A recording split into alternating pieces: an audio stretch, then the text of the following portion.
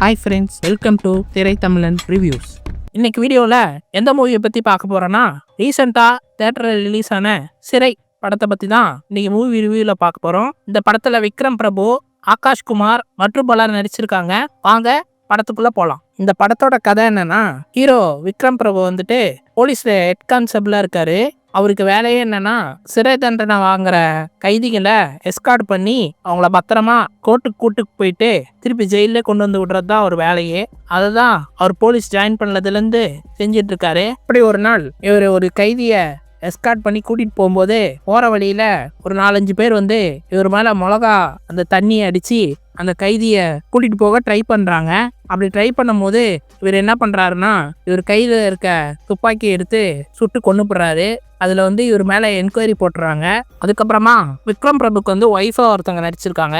அவங்களும் போலீஸாக தான் இருக்காங்க. கட் பண்ணால் ஹீரோவை காட்டுறாங்க. விக்ரம் பிரபுவை ஷிஃப்ட்டை முடிச்சுட்டு வீட்டுக்கு கிளம்பும் போது தான் ஃப்ரெண்டை பார்த்து பேசிக்கிட்டு இருக்காரு. அவர் என்ன சொல்கிறாருன்னா, இப்போ அம்மாவுக்கு உடம்பு சரியில்லை, அதனால் இந்த போலீஸ் ஆஃபீஸர் வந்து லீவ் கொடுக்க மாட்டேங்கிறாரு அப்படின்ற மாதிரி ஹீரோட ஃப்ரெண்டு சொல்கிறாரு. உடனே நான் போய் கேட்குறவா அப்படின்னு சொல்லி அவரை கூட்டிகிட்டு போய் சீனியர் ஆஃபீஸர்கிட்ட கேட்குறாரு.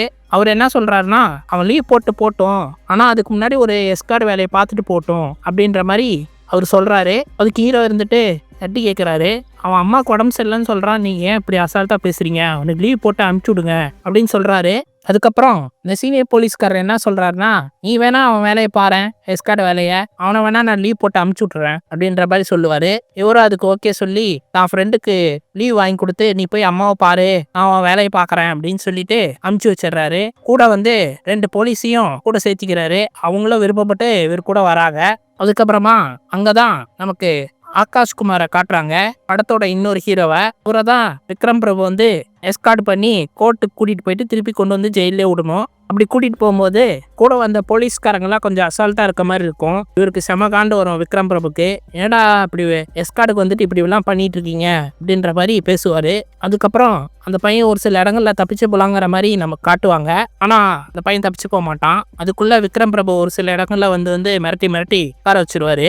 அதுக்கப்புறமா விக்ரம் பிரபு வந்து ரெஸ்ட் ரூம் போயிட்டு வரேன்னு சொல்லிட்டு அந்த கைதியை கூட வந்த 2 போலீஸ்களை பார்த்துக்க சொல்லிட்டு ரெஸ்ட் ரூம் போயிடுவாரு. அந்த கேப்ல அந்த 2 போலீஸ்ல ஒருத்தன் ரொம்ப ஸ்டார்ட் டெம்பர் போல இருக்கு, ரொம்ப கோவக்காரன் போல இருக்கு. அவன் வந்து ஒரு சில பேருக்கிட்ட வம்பிழுத்து சண்டை போட்டுட்டு இருக்கான். அப்படி சண்டை போட்டுட்டு இருக்கும் போது அவனை காப்பாத்துறதுக்கோசரம் இன்னொரு போலீஸும் கைதி அப்படியே விட்டுட்டு போயிடுவாரு. அதுக்கப்புறமா விக்ரம் பிரபு வந்து ரெஸ்ட் ரூம் போயிட்டு வந்துட்டு, ஏடா இவங்க 2 பேரும் சண்டை போட்டுட்டு இருக்காங்க அப்படின்னு சொல்லிட்டு போய் விளக்கலான்னு போகும்போது கைதி எங்கடா அப்படின்னு கேட்பாரு.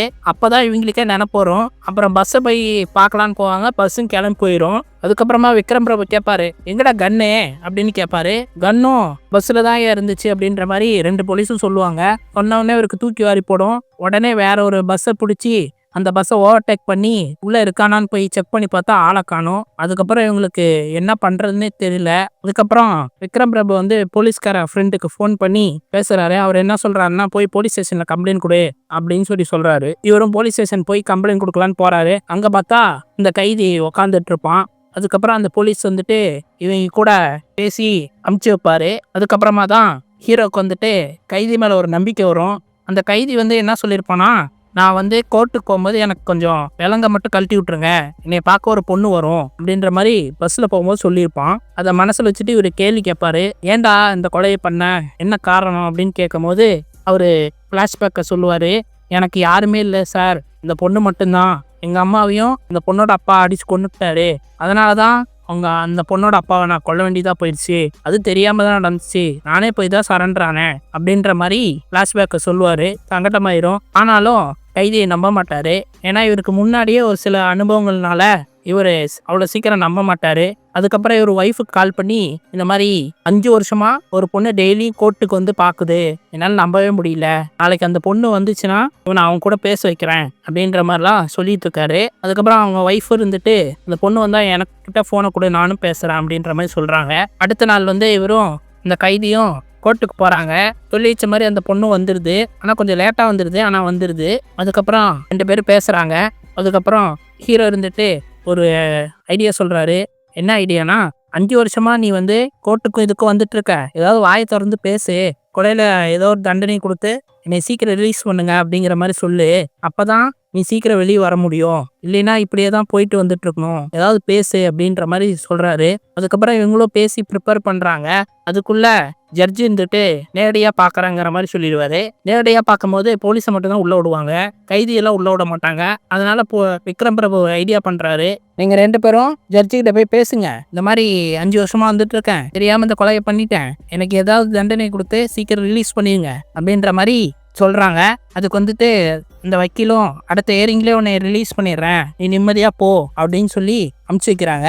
அதுக்கப்புறமா விக்ரம் பிரபுவும் கொஞ்சம் நிம்மதியா வராரு. எப்படி அந்த பையன் ரிலீஸ் ஆயிடுவான், நம்மளால முடிஞ்சதை செஞ்சிருக்கோம் அப்படின்ற மாதிரி நினைப்பாரு. இந்த கைதி என்ன சொல்லுவானா, நீங்களும் அடுத்த டைம் வாங்க, அப்பதான் எனக்கு கொஞ்சம் தைரியமா இருக்கும்னு சொல்லுவான். சரின்னு இவரும் சொல்லுவாரு விக்ரம் பிரபுவும். அதுக்கப்புறமா இவருக்கு ஸ்டார்டிங்கில் நடந்த ஒரு சம்பவத்தினால இவருக்கு என்கொயரி ஒரு மேலே இருக்கும். அந்த என்கொயரி தேதியும் இந்த கைதியோட ஹியரிங் தேதியும் ஒரே தேதியாக இருக்கும். இவருக்கு என்ன பண்ணுன்னே தெரியல. நாம் வேற வாக்கு கொடுத்துட்டோம் வரோன்னு சொல்லிட்டு அந்த பையன் நம்மளை எதிர்பார்த்துட்டு இருப்பான் அப்படின்னு நினச்சிட்டு இருக்கும்போது இவரால் போக முடியாது. அதனால இவரோட ஃப்ரெண்டை கூட அமுச்சு வைப்பாரு. அவர்கிட்ட எல்லா விஷயத்தையும் சொல்லி எக்ஸ்பிளைன் பண்ணி அமுச்சு வைப்பாரு. அதுக்கப்புறம் அந்த ஹியரிங் டேட்டு வரும். அந்த பையனை அதே மாதிரி கூட்டிகிட்டு போய் அந்த கோர்ட்டில் நிறுத்துவாங்க. அதனால் இந்த பையனுக்கு ஷாக் ஆயிரும். திருப்பி அதே மாதிரி அடுத்த இயரிங் வா அப்படின்ற மாதிரி சொல்லிவிடுவாங்க. அதுக்கப்புறம் அந்த பையன் கத்தி அழுவான், இந்த மாதிரி இந்த இயரிங்லேயே என்னை ரிலீஸ் பண்ணுறேன்னு சொன்னாங்க, நீங்கள் என்ன இப்படி தேதி மாற்றி சொல்கிறீங்க அப்படின்ற மாதிரிலாம் பேசுவான். அதுக்குள்ளே விக்ரம் பிரபு வந்து அடித்து பிடிச்சி வந்துடுவார். வந்துட்டு ஜட்ஜிக்கிட்ட எல்லாத்தையும் எக்ஸ்பிளைன் பண்ணுவார். அதனால் ஜட்ஜி வந்துட்டு அதெல்லாம் பண்ண முடியாது, வக்கீலை வச்சு நீங்கள் எதாக இருந்தாலும் பார்த்துக்கோங்க அப்படின்னு சொல்லி அமுச்சு விட்ருவாரு. அதுக்குள்ளே அந்த கைதி வந்து தப்பிச்சு ஓட ட்ரை பண்ணுவான். இந்த பக்கம் அந்த பொண்ணு வந்து கோர்ட்டுக்கு வர பார்க்கும். பஸ்ஸில் வந்துட்டு இருக்கும்போது எதிரி குதிச்சு அடிபட்டு உதப்பட்டு வர கேப்பில் அந்த பொண்ணு மேலேயே பஸ் ஏறுற மாதிரி நம்ம காட்டுவாங்க. இந்த பக்கம் விக்ரம் பிரபு அந்த கைதியை பிடிச்சிருவாரு. அந்த கைதியும் இந்த பொண்ணு பஸ்ஸுக்குள்ளே மாட்டினதை பார்த்துருவாரு. பார்த்தோன்னே அவனுக்கு ஒரே ஷாக்கு. அழுதுகிட்டே கத்திக்கிட்டே நான் போய் பார்க்கணும் அப்படின்னு சொல்லுவான். ஆனால் விக்ரம் பிரபு விடமாட்டாரு. அவரை கொண்டு போய் ஜெயிலில் அந்த கைதியை போய் ஜெயிலில் அடைச்சிருவாங்க. கட் பண்ணா கொஞ்சம் வருஷம் போகுது. ஹீரோவும் போலீஸ் ட்ரைனர் ஆயிடுறாரு. புதுசாக வந்த ட்ரைனிஸ்க்கெல்லாம் கிளாஸ் எடுத்துட்டு இருக்காரு. அப்போதான் இந்த கதையை சொல்றாரு. அந்த ட்ரைனிங்கில் வந்த ஒரு போலீஸ் எதிர்த்து அவனுக்கு என்னதான் ஆச்சு அதுக்கப்புறம் அப்படின்ற மாதிரி கேட்பாரு. இவர் வந்துட்டு என்ன நடந்திருக்கும் அப்படின்ற மாதிரி கெஸ் பண்ணுங்கன்ற மாதிரி சொல்லியிருப்பாரு. அதுக்கப்புறம் தான் நமக்கு ஃப்ளாஷ்பேக் காட்டுறாங்க. என்னன்னா அந்த பொண்ணு வந்து சாகலை, இந்த பஸ் இடுக்கில் மாட்டிக்கிட்டு சின்ன காயத்தோட தப்பிச்சிருது. அதுக்கப்புறம் விக்ரம் பிரபுவும் அவரோட ஒய்ஃபும் 2 பேரும் சேர்ந்து கேஸ் நடத்துகிறாங்க, இந்த பையனை எப்படியாவது வெளியே கொண்டு வரணுன்ட்டு. அதில் ஜெயிச்சு அந்த பையனை வெளியே கொண்டு வந்து 2 பேத்துக்கு கல்யாணம் பண்ணி வச்சு இப்போ சந்தோஷமாக இருக்காங்கன்றது மாதிரி இந்த ட்ரைனி கிட்ட விக்ரம் பிரபு சொல்கிறாரு. அதுக்கப்புறம் அவர் ஒரு விஷயத்தையும் சொல்கிறாரு, நமக்கு சின்னதாக ஒரு அதிகாரம் ஒன்று இருக்குது, அந்த அதிகாரத்தை எந்த இடத்துல எப்படி பயன்படுத்தணும் அப்படிங்கிறது நமக்கு தெரியணும், அப்படி பயன்படுத்தினா அது வந்து ஒருத்தரோட வாழ்க்கையை மாற்றிடும் அப்படின்ற மாதிரி சொல்லி இந்த படத்தை முடிக்கிறாங்க. மொத்தத்தில் இந்த படம் எப்படி இருக்குன்னா ஒரு சூப்பர் மூவி. வருஷ கடைசியில் வந்தாலும் வர்த்தான மூவி. விக்ரம் பிரபுக்கும் இது ஒரு கம்பேக்ட் ஃபிலிமாக இருக்கும், டானாக்கார மாதிரி. ஏன்னா டானாக்காரன் படத்தை எடுத்த டைரக்டர் தான் இந்த படத்தையும் கதை எழுதியிருக்காரு. அதனால இந்த படம் செம்மையா இருக்கு. மறக்காம எல்லாரும் செக் பண்ணி பாருங்க, சப்போர்ட் பண்ணுங்க. இந்த வீடியோ பிடிச்சிருந்தா லைக் பண்ணுங்க, ஷேர் பண்ணுங்க, கமெண்ட் பண்ணுங்க, மறக்காம சப்ஸ்கிரைப் பண்ணுங்க, பக்கத்துல இருக்க பெல் பட்டனை அமைக்கிருங்க. இன்னொரு வீடியோல சந்திப்போம். தேங்க்யூ.